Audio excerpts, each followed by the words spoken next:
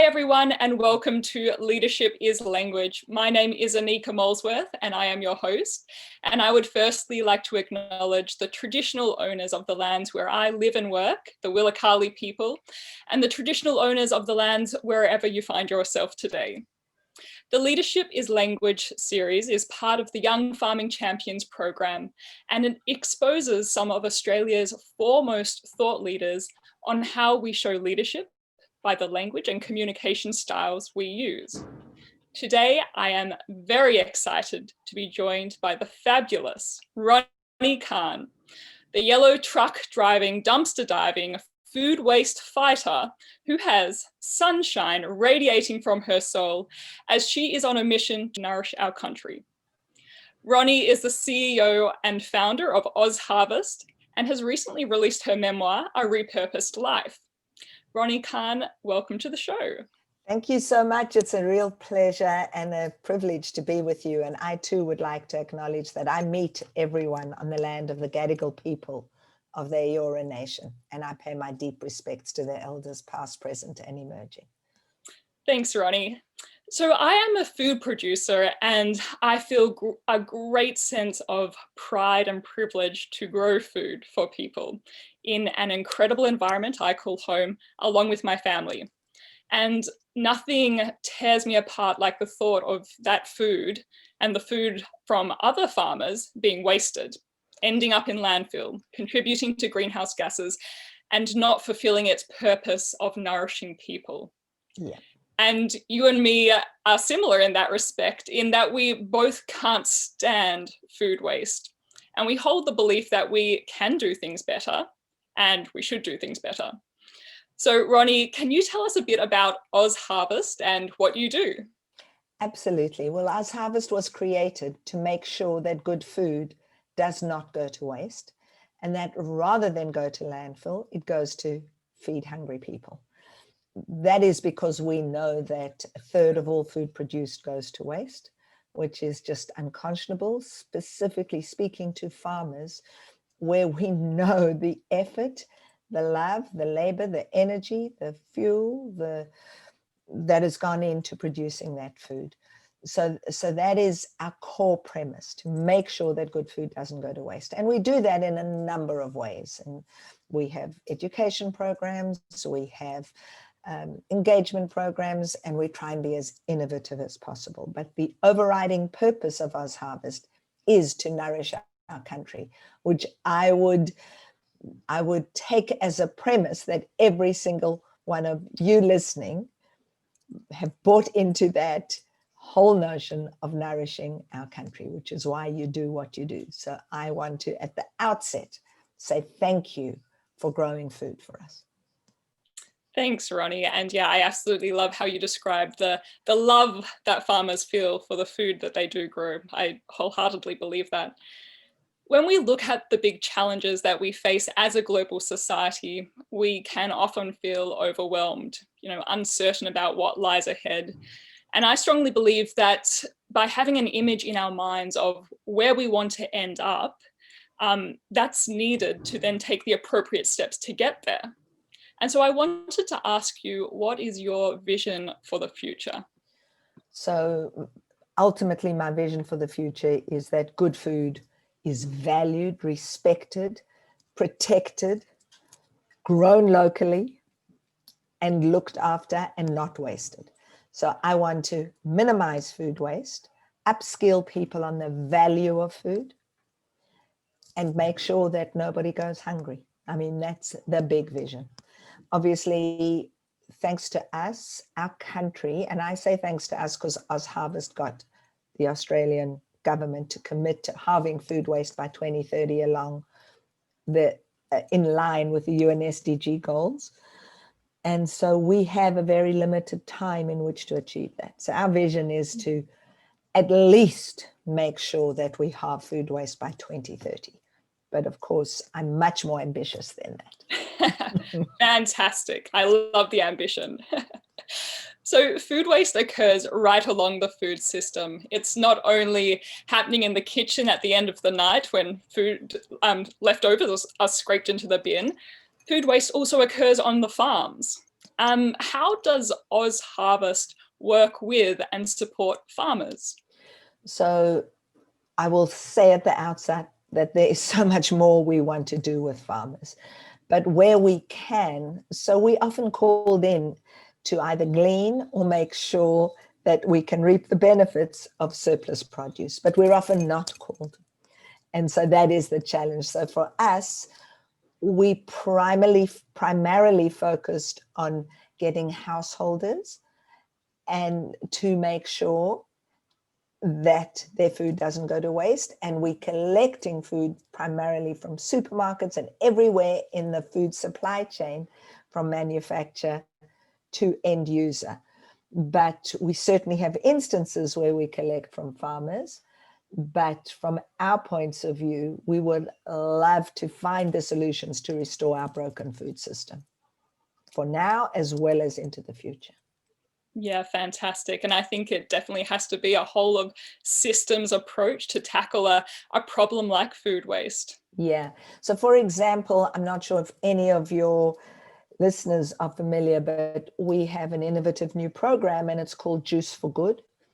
And those are fresh orange juice vending machines that are dotted currently only around New South Wales, that we hope to become a national, that becomes a national brand, Juice for Good, where we buy oranges directly from farmers, preferably the imperfect ones, preferably the ones that are being rejected from going to the supermarket. But again, and we turn that into delicious fresh OJ. And so we are finding a new route to market for farmers for those imperfect products. So for us, it's always about what more can we do? Lovely. I love that. Imperfect in some people's eyes, but perfect in our eyes. And I would definitely buy that orange juice, that's for sure. Well, it tastes like the nectar of gods. I have to tell you, it tastes better than any orange juice or any fresh orange I've ever tasted bought from a supermarket, because we're buying it fresh and it's not sitting in cold storage somewhere. It's that direct link. And we would love more of that, and looking for ways that we can logistically make that work. Fantastic. We know that dealing with food waste is not just a technical issue, it's also a behavioral and mindset issue as well. How can we change our relationship with food so that less food is wasted? And I guess what emotions and values do we need to encourage that would actually foster a better friendship with our food? Yeah. So we're very, very deep in research and work on the behavioral science of what it's going to take to shift and change our citizens, which we believe will be a global, will spread globally, because we have a campaign called Fight Food Waste. And it is another way that we're trying to work and support farmers, because it's our consumer food waste prevention program. And it's a call to action for Australians to value food and not waste it. And we know that it takes so much effort for farmers to produce food. You know, our grandparents would never have dreamt of wasting the food that we waste. So we're trying to teach urban city dwellers the relationship and try and give them the tools to revalue food. And in a way, through the pandemic, when people were, through this last 9 months, we definitely have seen, the research has shown that the more people were cooking at home, the more they started to appreciate and value food. Yeah, wonderful. I totally agree that, our grandparents had a different relationship with their food. And I grew up very closely with my grandparents in my house, and they would not let me leave the kitchen table until that plate was clean. And they used leftovers, and they didn't look at a use by date and say, I'm not drinking this milk because it should have been good by today. So, you know, from that point of view, yeah. That's right. I remember seeing, black bananas in my grandmother's fruit bowl and thinking, oh Absolutely. God, please don't, don't do something with that. But now growing up and, becoming a food producer myself, Here's my yeah, my smoothie with my beautiful. very ugly and beautiful black bananas. Yeah, Exactly. Beautiful black bananas. yeah. But, we can change our relationship to food. We must change our relationship to food.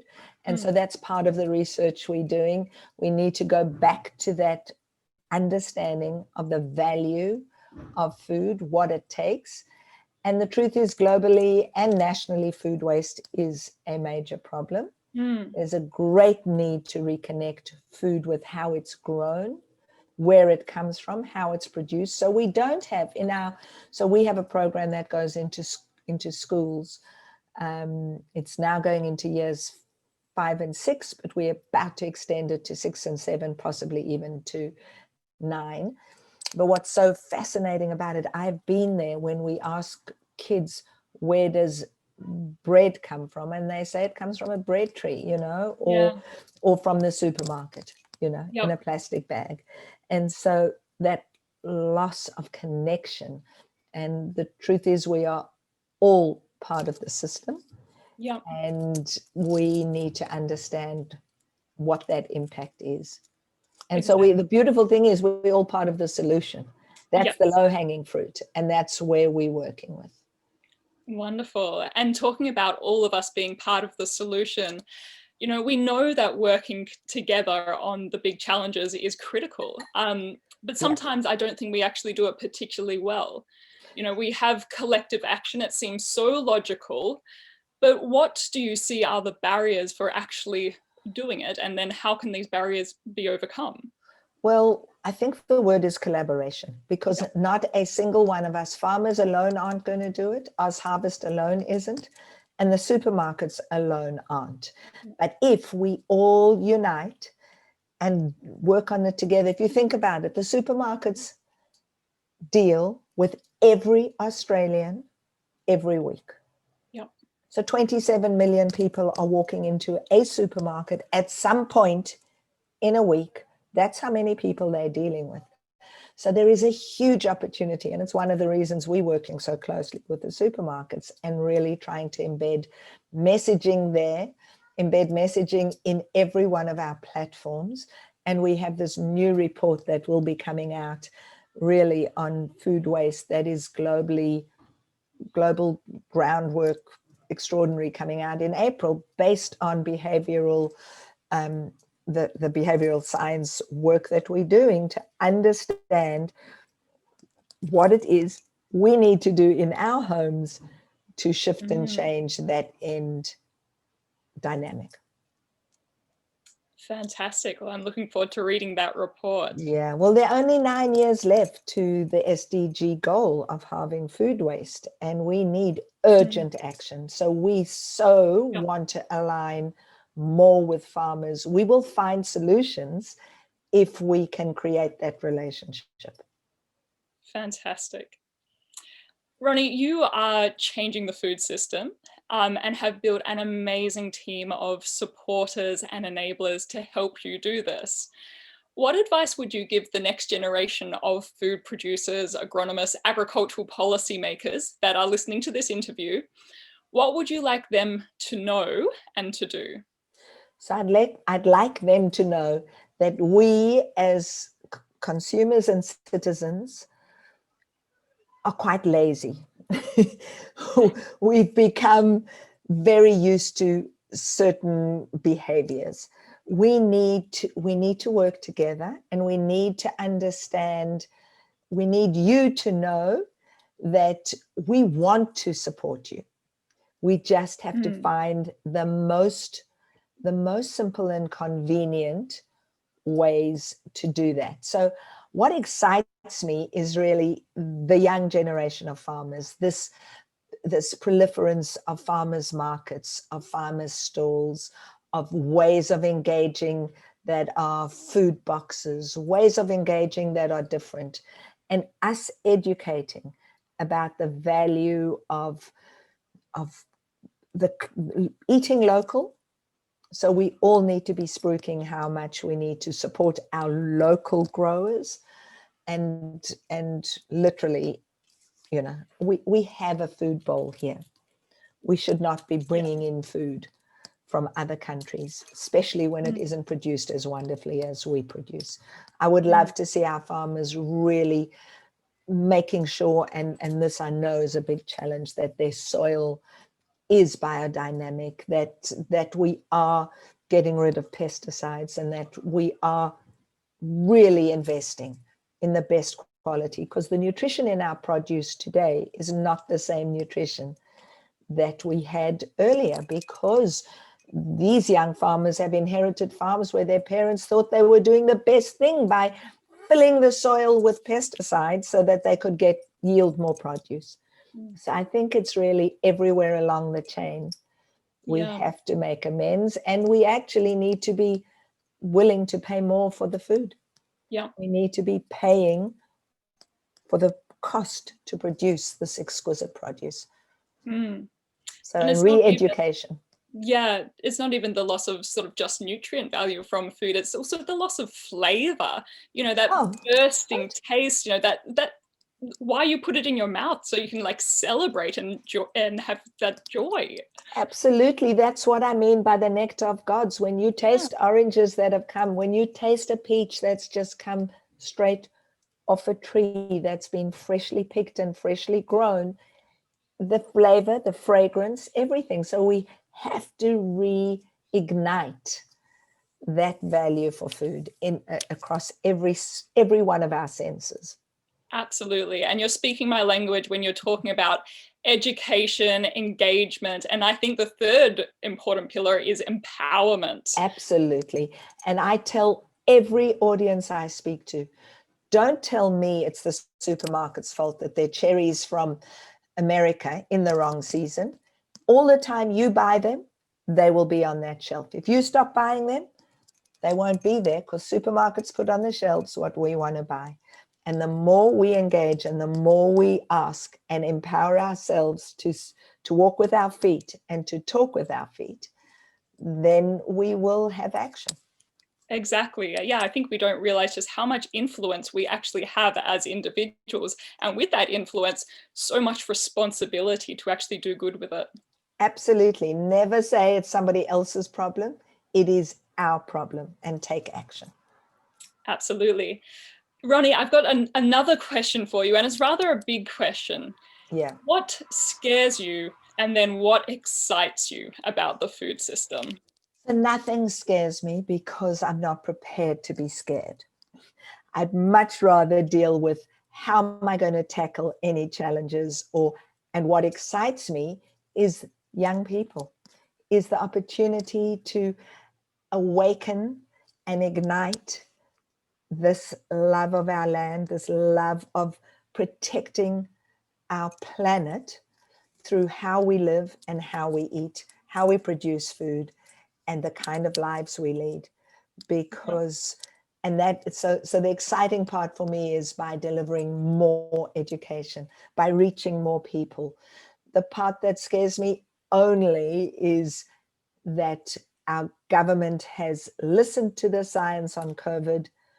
The whole world listened and the world stopped, and they are not listening yet to the science on climate change and what it's going to take to manage and protect our planet.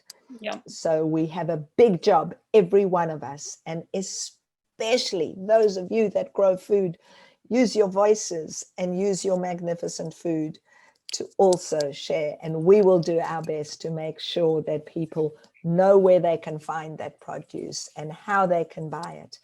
And if we can support in any way to create direct link to market, we'd be thrilled to do that. We're always looking at innovative ways to get people connected to food.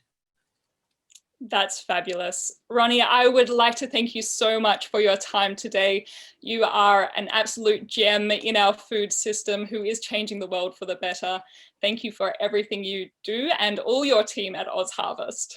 Well, thank you so much. And thank you again to every single one of you that grows a single piece of a tomato, a pea, and an almond. Anybody who's in the food production business, because we're just so grateful. Thank you to you, farmers, and we will try and get to you as closely to you as possible.